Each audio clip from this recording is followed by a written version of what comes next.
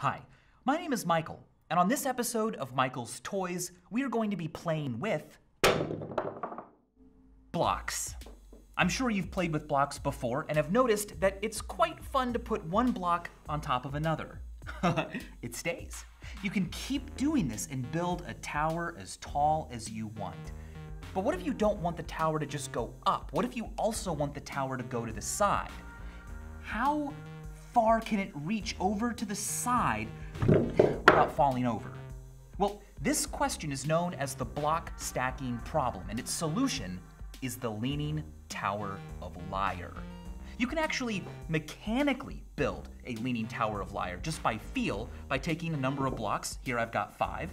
And notice that when I put one block on top of another, that top block can be pushed out, but only to a certain point, beyond which its center of gravity, the point from which gravity appears to be pulling it down, is no longer above the support, and a torque is produced and the object rotates off. So if I make sure the center of gravity is just above the support, it will stay. But now I can treat both of these blocks like a single object and balance them on top of a third block. Now, just by feel, not using math or engineering, I'm just gonna see how far out both blocks can overhang this third bottom. Whoa, okay, that was too far. But we can rebuild. Whoa, perfect. Fourth block. Okay, it's actually not heavy, I'm just really weak. Okay, now this is, can it go further? No, it's about, whoa. Okay, 5th block. Here we go, 5th block. Again, I am pushing this to the limit, the extreme at every step of the way, but it's rough because of course I'm doing this in real life. Now let's see if, oh, well, okay, this one needs to come in. Nice.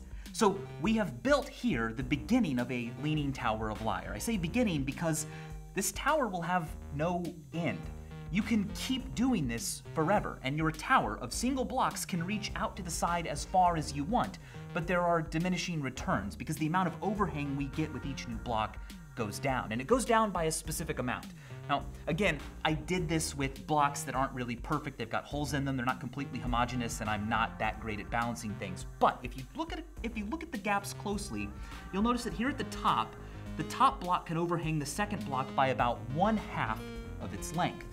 But then the second block overhangs the third by about 1/4. And then we have a 6th, and then we have an 8th. A half, a quarter, a 6th, an 8th. Next would come a 10th, a 12th, a 14th, a 16th. This is a harmonic series.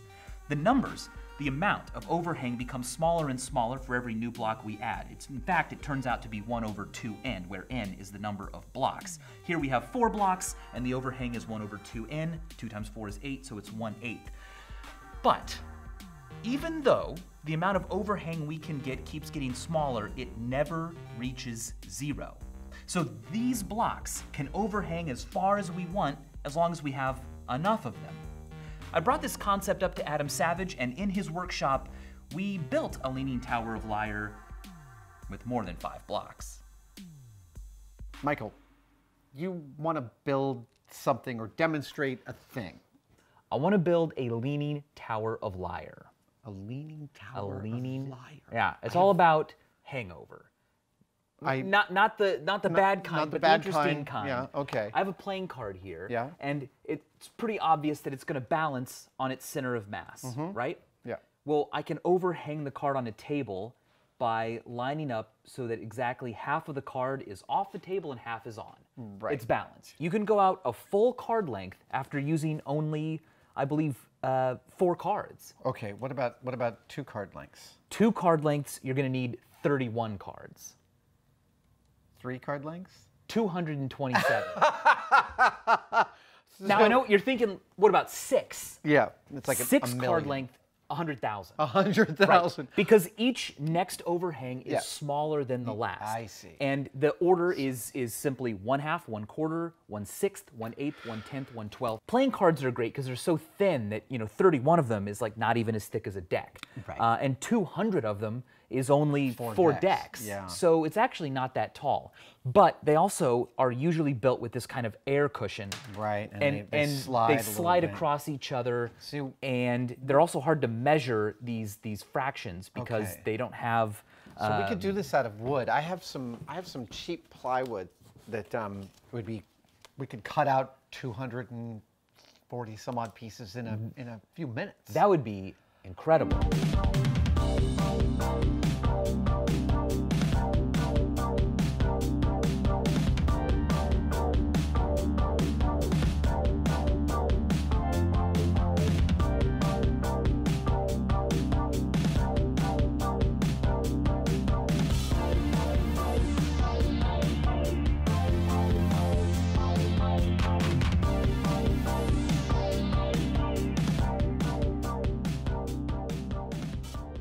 All right.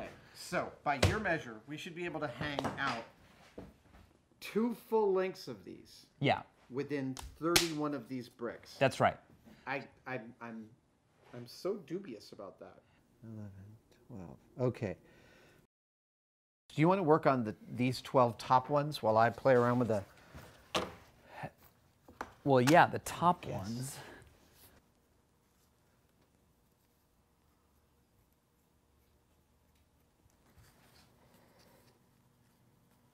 Okay, and this one will. Yep. I see it.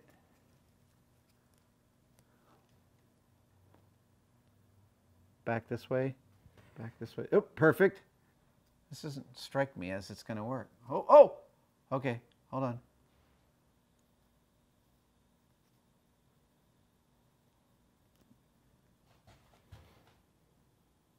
Here, let's see here. Okay, let go. Whoa! Huh. Let me just see here. Here's the one that you drew on. Yeah, but I'm just, Look how close. I'm 3/4 of an inch away from 2 full. I didn't think that was possible. So there are 4 slats that are not even above the table. That's mind-blowing. Okay, will you come protect it again? Yes. I want to get that last 3/4 of an inch, and I can do it. I'm pivoting on the back here. So I think this is the most we're going to get, and I'm about to mark it. Bottom one is there. Top one. Is that right? Yeah. Yep. We're within 1/2 of an inch of 2 complete lengths of this hanging out over the edge of the table. I am freaking blown away by that.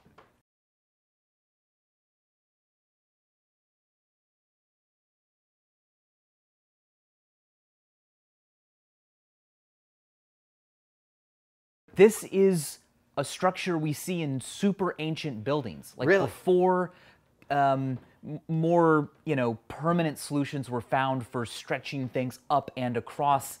This worked. Wow. I really dig that. I'm going to get on the other side. I want to,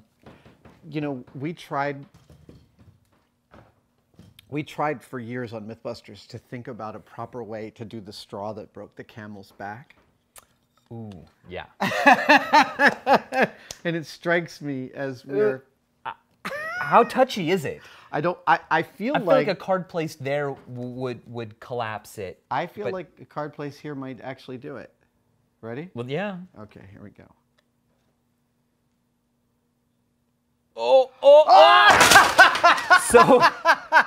So we were really on that center of mass here. There's a little more mass on that end. No, that's why this is not a great bridge. I mean, it's a cool looking bridge until someone walks across it. Once they pass the center of mass, oops, Yeah. it's not balanced anymore.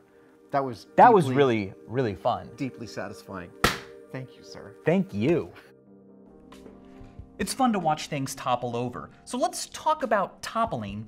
When you have an object and its center of gravity is above a support, it stays. It's quite stable. But if I tilt this a little bit, it falls over. Because at a certain point, the center of gravity is no longer over a support, and that gravity force, actually it's space-time curvature, but we can think of it as a force, causes the object to rotate around a pivot point, which in this case is right where it contacts the ground. Falls over. But not all objects have that property. Take a look at this toy. This toy is inflated. It's full of my air, in fact, my own breath. But if I tilt it over, it never reaches a point at which it falls over. In fact, if I let go, it rights itself. You cannot beat it. This is a self-righting toy. And the reason it can always find its way back up is that its center of gravity is not, say, in the middle.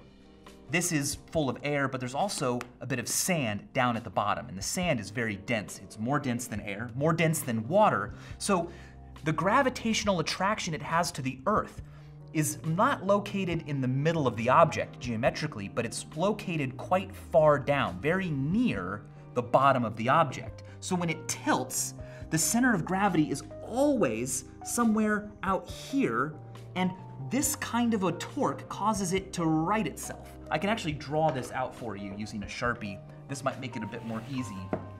Here is our little self-righting shape.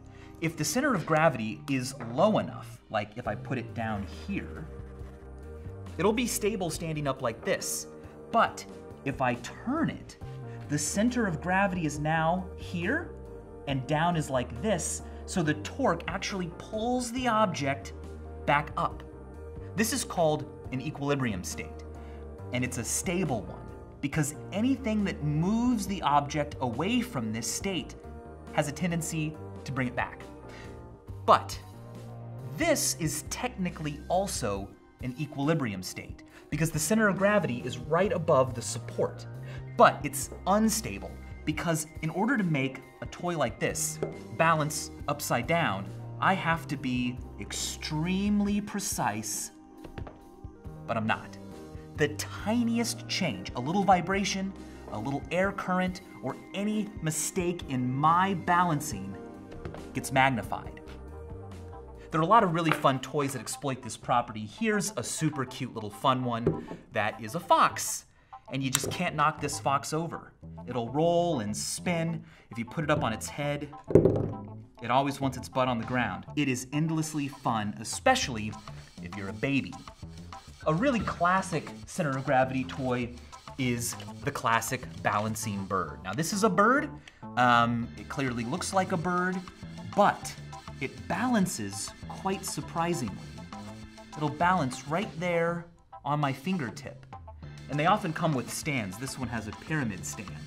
The reason it can balance right on its beak is that the wingtips are weighted. There's something heavy, maybe it's metal, maybe it's clay, I don't know, but it's very heavy. So the center of gravity of this object isn't somewhere near the middle, the average location of all of its material. Instead, it's drawn out here because gravity is attracting the heavier, more massive parts towards Earth more strongly. So the beak is the exact center of gravity, and as long as the center of gravity is above a support, the object doesn't fall. Quite beautiful. Now I know what you're thinking. Michael, self-righting toys are really fun. They're a great way to learn and demonstrate the center of gravity, geometry, torque, but they're just not creepy enough. Well, luckily, I have an answer for you. This is a Russian doll. It's quite popular to give to little children, and it has bells in it, so it makes a noise as it moves. I'd like to leave the two of you alone. And as always, thanks for watching.